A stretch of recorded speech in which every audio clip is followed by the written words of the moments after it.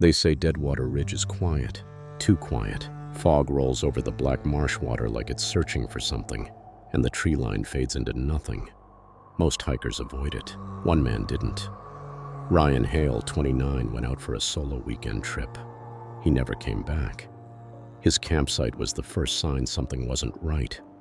Fog curled low around the collapsed tent, the flashlight beam shaking as rescuers approached.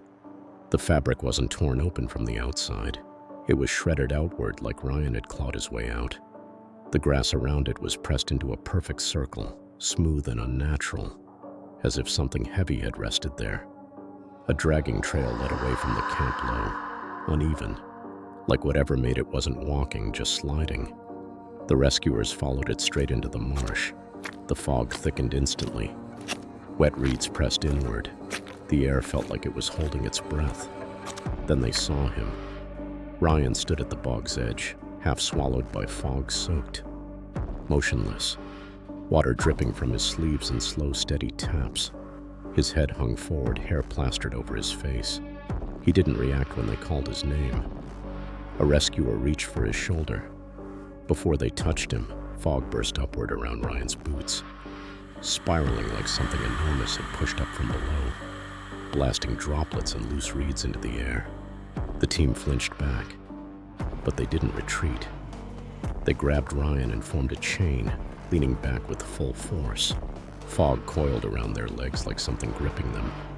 Then a shape. Through the reeds, a tall, twisted silhouette drifted through the fog. Only an elongated arm and part of its torso were visible. It paced slowly, watching. A flashlight hit Ryan's face, or where his face should have been. His head stayed angled down, jaw slack. Fog drifted through the strands of wet hair.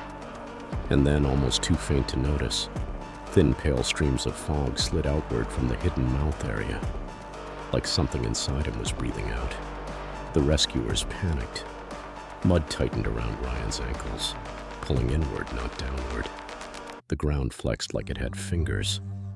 One rescuer hooked both arms under Ryan's shoulders, dragging with everything he had. Ryan's body went completely limp, but still refused to move. Shadowy shapes flickered beneath the surface of the shallow water, long curling forms that vanished as fast as they appeared. Then Ryan's entire body lurched forward violently, as if yanked by invisible arms. Droplets sprayed off him in a wide arc. Fog twisted into frantic spirals behind him. An opening split in the mud near his feet.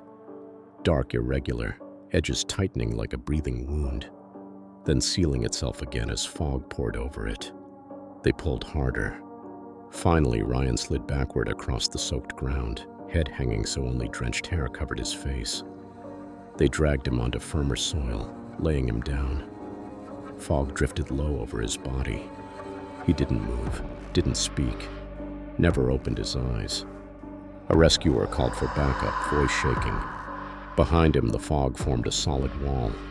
Through it, far across the marsh, a tall, distorted silhouette stood at the opposite bank, barely visible, but unmistakably there, watching motionless.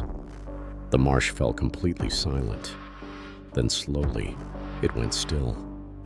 Only thin ripples passed under the surface of the bog where Ryan had stood, serpentine waves tracing patterns through the black water. Later, investigators checked Ryan's phone. The last photos he took on the trail showed someone hiking behind him in the fog. Someone tall, someone wrong, someone no one ever identified.